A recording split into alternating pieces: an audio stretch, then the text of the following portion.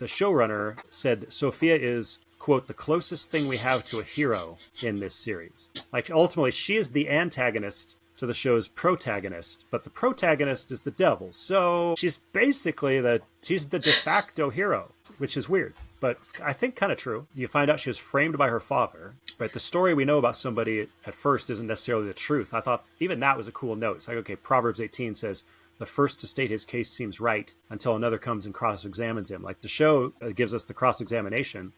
And she was born into a fallen family, like we were born into a fallen world. I mean, she literally says, I don't fit into this family anymore. And if she's suffering for the sins of her father. Like, I was thinking, even her time in Arkham, I mean, we're born under the curse of Adam. We're born into a cursed world. Like, Arkham is almost like she's under the curse of her father and her father's sins. I have one caveat to that, which would be Sure. that her father seemed to want to have her take over the family. True. That's true. He mentioned Alberto is a hothead and an idiot and didn't actually have the thought process to think things through and actually plan or do that. And so his plan was to actually skip his son and give things to his daughter until she started to figure out that he may have murdered her mother. And so then when she became a liability, he threw her over and framed her for his sins. She's been raised with this is what you do. Sure. And she's the convert starting to realize, I should not belong to this family.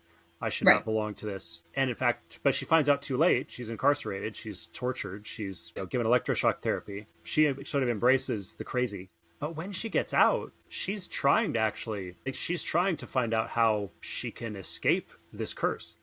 Mm-hmm. It's like, from a Christian perspective, it'd be like somebody who doesn't know Christ, but knows the world's wrong. Mm-hmm. And they want out, but they don't know where to go.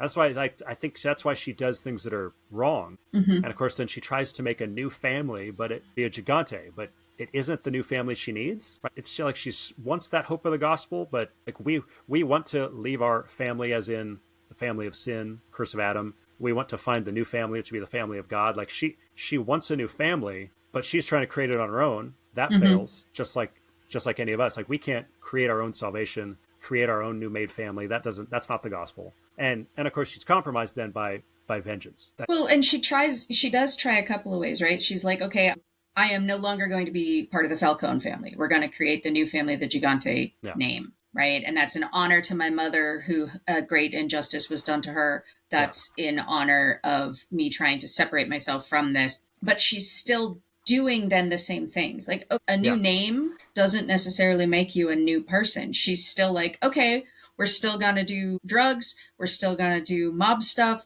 We're still going to do all of the old stuff. Like, that doesn't do it either. And then she says, she has the same moment that Vic has, right? Where she says, I want to be free. Like, I'm going to burn my house down. I'm going to give it away. I'm going to give away all the money. I'm going to let somebody else take over the family business. And then she gets tripped up by her own desire for vengeance against those people that have wronged her, where she says, I want to be free.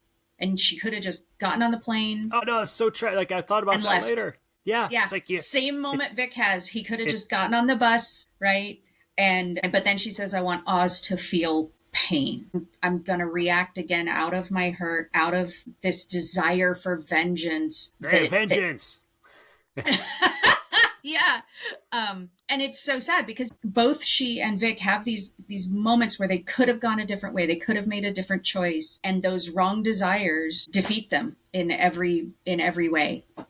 It's the person who's looking for salvation, looking for conversion, looking for what they need to be. And I know where I'm at is toxic.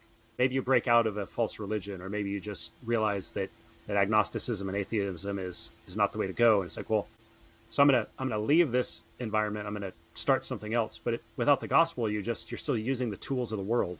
Just like that was the Gigante thing. I'm using the tools of the world again. And so there needs to be something where I can actually get away, and for her that's sort of represented by getting on the plane. But then you're still bringing your sin with you, and she still has the vengeance in her. Right. It's interesting now that we're talking about. I joked about Oz calling Batman, "Hey, vengeance." This series really does carry through the same theme from the movie.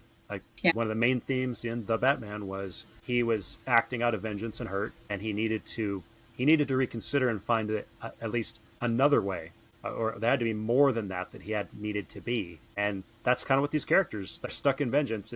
We hope you enjoyed this snack-sized taste of popcorn theology. Check out the full episode using the link in the description. Subscribe on YouTube for more content. Follow and interact on social media to share with others. And remember, you are not a mindless consumer.